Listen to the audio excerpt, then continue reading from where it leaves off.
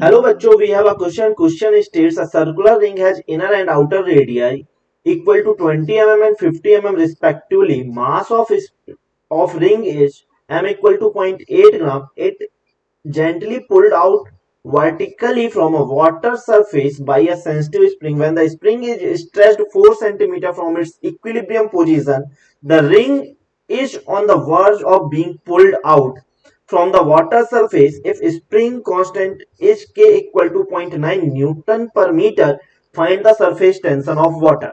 Okay तो हम यदि देखें, यदि मान लेते हैं लेट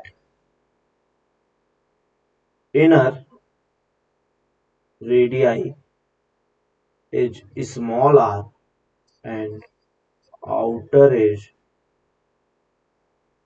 capital R, तो फोर्स ऑफ सरफेस टेंशन और ring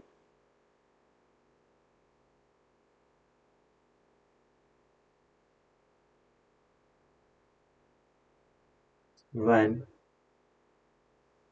it is just to come out, right? तो ये F होगा और वो होगा हमारा 2 pi R inner radius into T plus 2 pi R outer radius into T.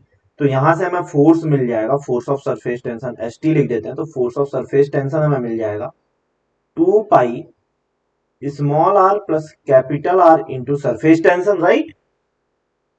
अब हम यदि एफ बी डी देखें रिंग का, तो ये हमारी कोई रिंग है, ओके, यूं हमारी रिंग है, तो इस पे लगेगा mg downward, right. Surface tension force हमें अगेन मिलेगा डाउनवर्ड एफएसटी, ओके। और जो स्प्रिंग फोर्स है वो हमें मिलेगा के एक्स ऊपर की तरफ, ओके। तो यहां से हम लिख सकते हैं फॉर इक्विलिब्रियम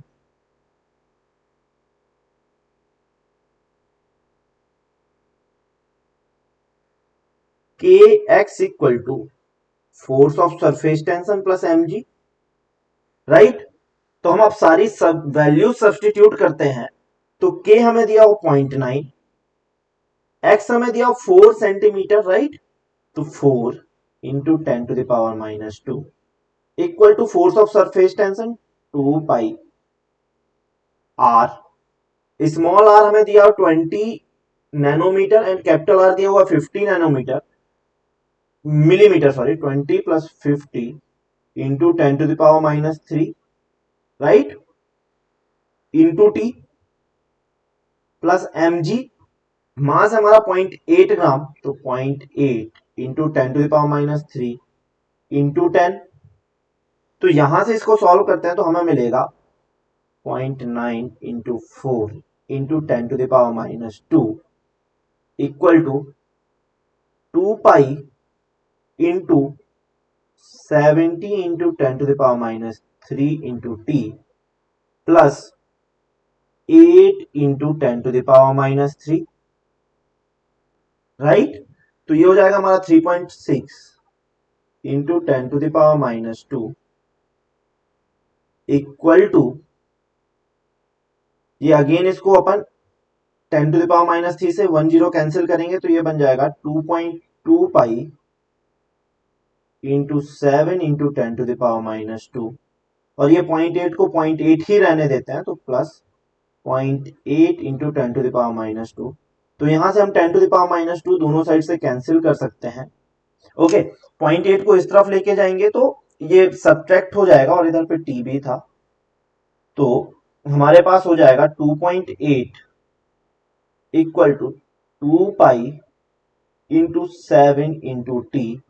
तो यहां से हमें टी मिल जाएगा 2.8 डिवाइडेड बाई 14 पाई।